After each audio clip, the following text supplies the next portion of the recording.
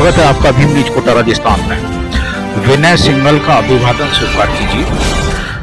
अब समाचार विस्तार। आप सभी ने रेशम का धागा, रेशम का नाम तो सुना होगा, ये कैसे बनता है देखिए। जम्मू राजस्थान के से आए कोटा इस हैंडी हस्तशिल्प मेले में हमारे कुछ साथी हैं। आइए हम बात करते हैं क्या प्रोडक्ट है, इससे क्या बनता है, तफसील से बताइए। सर आपका नाम बताइए। सर पहले आपका स्वागत है भीम न्यूज़ का हमारे स्टॉल पर। मैं आपको बताऊं, हम जम्मू कश्मीर से आए हैं। तो सेंट्रल सिल्क बोर्ड एक ऑर्गेनाइजेशन है मिनिस्ट्री ऑफ टेक्सटाइल के अंडर, तो उसमें हमारा सिल्क टेक्निकल सर्विस सेंटर के नाम से जम्मू में कार्यालय है, जो कि इस क्षेत्र की तरफ पूरा देखता है, पोस्ट कोकून टेक्नोलॉजी के लिए कैटर करता है नीड्स। तो हम यहाँ पर इस उत्सव में आए हैं, यहाँ पर लोगों को बता रहे हैं, जानकारी दे रहे हैं कि जो सिल्क ले रहे हैं वो सिल्क है क्या चीज़, आती कहाँ से है, बनती कैसे है और उसके प्रोसेस क्या है, कितने किस्म का सिल्क है, कैसे आप ले सकते हो, कैसे पहचान करोगे आप असली सिल्क की। तो सबसे पहले मैं आपका ध्यान दिलाना चाहूँगा, हमारे यहाँ पर मलबरी कोकून्स हैं। मलबरी कोकून्स हैं जो पूरे वर्ल्ड फेमस में है। जो मलबरी के कोकून, इसमें शहतूत के पत्ते खाता है और जो कीड़ा होता है, जो वर्म हम पालते हैं, उसकी खुराक जो है वो मलबरी ट्रीज की है। और इससे जो धागा बनता है वो ये धागा बनता है, ये धागा। तो सर ये कोकून जो मलबरी प्लांट होता है जिसको सहतूत कहते हैं, उसके पत्तों को खा के वो जो कीड़ा होता है वो रेशम में उसकी जो विष्ठा होती है वो रेशम में परिवर्तित हो जाती है। कितना टाइम लगता है, चक्र कितने दिन में चलता है? 42 से 45 दिन तक। ये मौसम पर भी होता है, मौसम ठंडा हो गया तो थोड़ा डिले हो जाएगा। मैक्सिमम इसका 45 डेज का।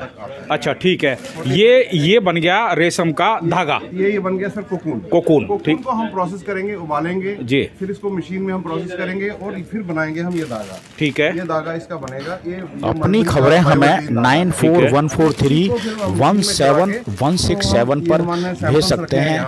हमारा प्रयास रहेगा, हम दिखाएंगे सरकार को, प्रशासन को और आपके अपनों को। ये क्या है? बने रहिए भीम न्यूज कोटा राजस्थान के साथ नई जानकारियां और खबरों के लिए। अर्जुन के पेड़ पर डाला जाता है। अच्छा, तो ये वाइल्ड में होती है और ये अर्जुन के पेड़ पर ही रेयर होता है, फिर वहीं से उतारा जाता है। तो तीसरी वैरायटी आती है। इसके बाद तीसरी वैरायटी है ये इरी की, जो अरंडी के पत्ते पर जो पत्ता खाता है वो अरंडी का पत्ता खाता है। होता कोकून ही है, होता कोकून ही है, वही कीड़ा ही होता है, लेकिन ये इरी का अलग से होता है, वैरायटी अलग है। ये इसकी खुराक अरंडी का पत्ता है। फिर एक और चौथी है, ये मुगा सिल्क बोला जाता है। ये पूरे वर्ल्ड में सिर्फ हमारे आसाम और नॉर्थ ईस्ट स्टेट्स में होता है। इसका धागा बिल्कुल ऐसे आप नेचुरल कलर में देखिए, ये बिल्कुल गोल्डन, इसको गोल्डन सिल्क के नाम से भी माना जाता है। इसमें कलर नहीं, कलर इसका यही कलर है, ये ओरिजिनल कलर इसका यही है। सर इसीलिए ये जो प्योर रेशम के प्रोडक्ट हैं ये महंगे होते हैं, यही कारण है।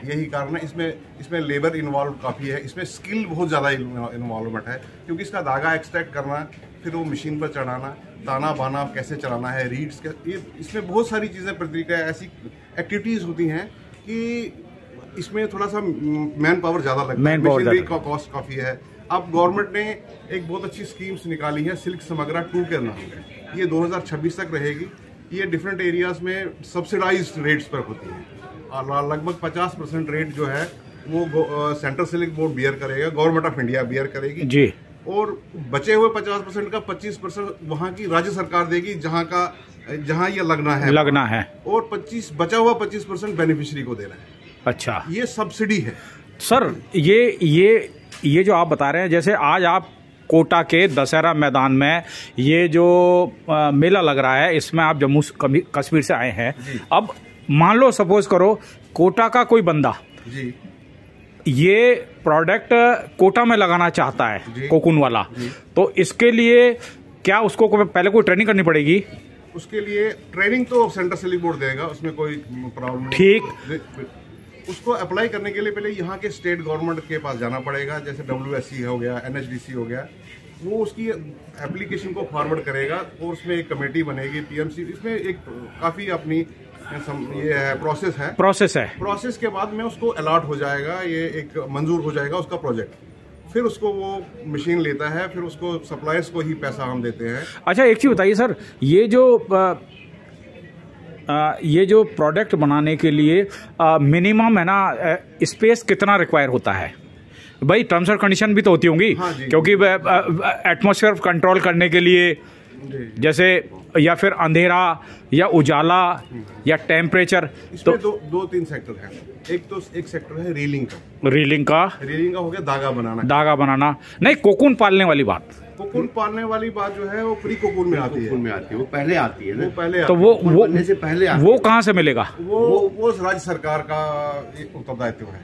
जो अच्छा। राज्य सरकार वहाँ की है उनको उसमें हम पोस्ट सेंट्रल सिलिक बोर्ड नहीं आ गया था। नहीं, मेरी बात सुनो, जैसे हमारा प्रश्न है, भीम न्यूज़ कोटा राजस्थान का प्रश्न ये है कि मान लो ये एक हमारे साथी खड़े हैं, इनको ये प्रोडक्ट बनाना है और इनको ये नहीं पता कि ये कोकून कहाँ से मिलेगा। इनिशियल स्टेज पर मान लो ये अपनी पूंजी से ही लगाना चाहते हैं, ठीक है, रेशम तैयार करना चाहते हैं। वीविंग को आप थोड़ी देर के लिए छोड़ दो, है ना। तो हाँ, रॉ मटेरियल की बात, तो रॉ मटेरियल में जैसे आपने बताया कि अलग अलग जो एरिया है या अलग अलग प्रांत है उसमें एटमॉस्फेयर के हिसाब से कोकून पलते हैं। अब जैसे यहाँ राजस्थान में कोटा में पहली बात तो ये देखनी पड़ेगी, संभावना तलाशनी पड़ेगी कि क्या यहाँ अशोक के पत्ते अवेलेबल हैं या सहतूत के पत्ते अवेलेबल हैं, या वो एक दूसरा और बता रहे थे कोई आप, अरंडी के पत्ते। तो अरंडी के पत्ते तो राजस्थान में मिल जाते हैं। तो ये चीज पहली बात तो उसकी फीड है, कोकून की फीड है। फीड का इंतजाम कर लिया, रूम का इंतजाम कर लिया। अब ये बताइए कोकून कहाँ से आएगा? उसके लिए एक सीड होता है, बीज होता है। जी जी। जो कीड़े के अंडे होते हैं ना, जी जी जी। अंडे जो है जब तक इनका अपना इंफ्रास्ट्रक्चर तैयार नहीं होता है तो सेंट्रल सिलिक बोर्ड से ये ले सकते हैं अंडे खरीद कर। ठीक है, कीमत पर होते हैं, वो ये खरीद कर लाएं और इनको जो उसमें जो जानकारी चाहिए होगी, तकनीकी जो गाइडेंस चाहिए, वो सेंट्रल सिलिक बोर्ड देने के लिए तैयार होता है। वो हर जगह होता है, या स्टेट डिपार्टमेंट के आदमी होंगे वो भी इसमें सक्षम है। सर, अभी ये सारा कुछ तो बता दिया, लेकिन आप मुझे बताइए कि ये जो कोकून का प्रोडक्शन होता है तो ये कोई जरूरी नहीं है कि 100% सारा ही कोकून अच्छा निकले। वो जो यदि मान लो कुछ कोकून वैरायटी में कम होते हैं या ख़राब हो जाते हैं या जो भी है, तो वो बचे हुए उनका क्या करते हो? चूँकि चीज़ तो महंगी है, 45 दिन तक आपने उसको प्रिजर्व किया हुआ है, पाला है, तो ऐसे जो कोकून होते हैं उसके लिए आप क्या करते हो? जी, कैसे होते हैं वो बताइए आप। आपका ये तो एक बहुत बड़ा सब्जेक्ट है। मैं आपको बताऊंगा, जैसे हमने रेयरिंग किया, कोकून बनाए, तो ये ज़रूरी नहीं है कि उसमें सिर्फ ए ग्रेड कोकून ही निकलेगा। उसमें कुछ ऐसे कोकून निकलते हैं जिसको हम डिफेक्टिव कोकून बोलते हैं। डिफेक्टिव कोकून मीन्स वो कोकून ऐसे हैं जो रील नहीं किए जा सकते, जिनका कंटिन्यूअस धागा नहीं निकलेगा। तो वो कोकून मशीन पे नहीं होगा। वो कोकून ऐसे होते हैं, थोड़ा बहुत धागा तो निकलता है, थोड़ा बहुत धागा निकलता है, लेकिन वो असली में चलते नहीं है। वो ग्रेडिंग, उनको जो असली कोकून है उनको भी खराब करेंगे। उसके लिए अलग प्रोसेस है। जैसे इसमें हम बता देंगे डबल कोकून्स है, डिफॉर्म्ड कोकून्स है, स्टेन्ड होते हैं, दाग बन जाते हैं, लोड कोकून्स है। तो ये फिल्मजी कोकून्स है जो पतला छिलका होता है। तो इनके लिए हम प्रोसेस करते हैं, उनको एक बॉयल अप टाइप करके उसको बना के केमिकल डाल के उसको पूरा डिगमिंग करके पूरा एक कॉटन जैसा बनाते हैं। उसको कताई की तरह लेते हैं और उससे क्या प्रोडक्ट बनते हैं। जैसे ये हमने रिसाइकल यार्न ले लिया है, ये मोटा धागा बन गया, ये मोटा धागा बन गया, उससे हम ये टोकरी बना सकते हैं। उससे हम ये एक मफलर है, ये एक मफलर है, ये बना सकते हैं। कैप बना सकते हैं।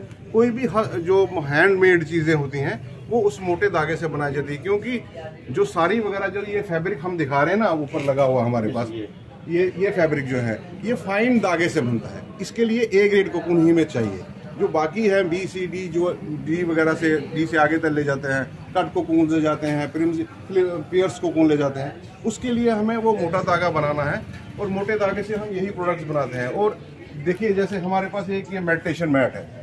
ये मेडिटेशन मैट में हम क्या करते हैं, सिल्क के साथ और कॉटन को ब्लेंड करते हैं। ताना बाना में ब्लेंड कर दिए, ये इसके साथ दोनों चीज़ें काम आ रही। हमारे पास एक और है यहाँ पर कम्बली। इसको क्या करेंगे, सिल्क और वूल को ब्लेंड करेंगे तो इसको कम्बली बन गई। योगा मैट है, ये योगा मैट है, सिल्क और कॉटन का देके। तो ये जो चीजें हैं इसमें रिफ्यूज कुछ नहीं रहता है। इवन आपको एक चीज और बता दूं, जिस पानी में हम इसको उबालते हैं उसमें एक केमिकल होता है सेरिसन होता है। ये हमारे पास ये पाउडर है, अगर आप देखेंगे इसमें पाउडर दिखाई देगा। ये सेरिसन पाउडर बहुत महंगा बिकता है, बहुत कॉस्टली, इन लाख रुपीज केजीज के हिसाब से जाता है। ये उस पानी से, जो पानी आपने उबाला, जिसमें उबाला, उसमें एक केमिकल को हम एक्सट्रैक्ट कर सकते हैं। और इसको सेरिसन को, ये 100% प्रोटीन है।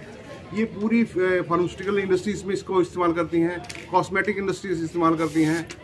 तो हर एक जगह से आपका इसका कोई ऐसा पार्ट नहीं है जो वेस्ट होता है। जो कीड़े होते हैं जो बच जाते हैं उसको हम इसको पोल्ट्री में देते हैं, अच्छा, फिशरीज में देते हैं, वो एज ए फीड को इस्तेमाल, प्रोटीनस डाइट हो जाती है। प्रोटीन बिल्कुल, इससे 100% प्रोटीन है, ये बिल्कुल 100% प्रोटीन है। और उसके बाद में अगर इसको जो खाद है आप उसको ऑर्गेनिक खाद की तरफ इस्तेमाल कर सकते हैं। तो यानी कहने का मतलब है कि यदि कोई रेशम के बिजनेस में आता है, रेशम पालन के बिजनेस में आता है, तो वो किसी तरीके से भी घाटे का सौदा नहीं है सर। ये 0 वेस्ट इंडस्ट्री है। दिस इज 0 वेस्ट इंडस्ट्री, ये जो बहुत बड़ा एक इसमें एडवांटेज है। इसमें हमने भी ये देखिए कुछ बनाया है, सिल्क और कॉटन को मिक्स करके। ये जो वेस्टेज आता है कुछ ना कुछ हम बना लेते हैं। अच्छा सर, एक प्रश्न और है, लास्ट बट नॉट लीस्ट, ये यहाँ जो आपने स्टॉल लगाया है, ये क्या यहाँ कोई प्रोडक्ट सेल भी कर रहे हैं या सिर्फ डेमोस्ट्रेशन है? ये सर हम जागरूकता के लिए आए हैं यहाँ, क्योंकि ये जो मेला लगा है, ये जो उत्सव हो रहा है, प्रदर्शनी हो रही है, इसमें लोग बहुत सामान ले रहे हैं। हम उनको दिखा रहे हैं कि आप जो ये सिल्क के प्रोडक्ट ले रहे हैं, क्योंकि सिल्क के बहुत सारे स्टॉल हैं, तो आप जो ये ले रहे हैं ये क्या चीज़ ले रहे हैं, और ये आपकी महंगी अगर लग रही है आपको तो क्यों लग रही है? ये महंगी नहीं है लेकिन क्या लग रही है। और इसके साथ हमें एक और भी हम प्रोडक्ट कर रहे हैं, जैसे गोल्ड में आप हॉलमार्क लेते हैं, कॉटन में वूल मार्क लेते हैं, वूल में वूल मार्क लेते हैं, सिल्क का एक सिल्क मार्क है यहाँ पे। ये सर आप देखेंगे, ये इसको जूम कीजिए, ये सिल्क मार्क है। ये सिल्क मार्क इसका मतलब है कि ये प्रोडक्ट 100% सिल्क से बना है। तो ये जागरूकता हमारी रहती है, जब से हम आए हैं तब से हम जागरूक लोगों को कर रहे हैं। आप दिखा सकते हैं। आप बताओ कोटा आपको कैसा लगा? कोटा बहुत अच्छा बढ़िया शहर है। कोटा की जनता के बारे में क्या ओपिनियन है आपका?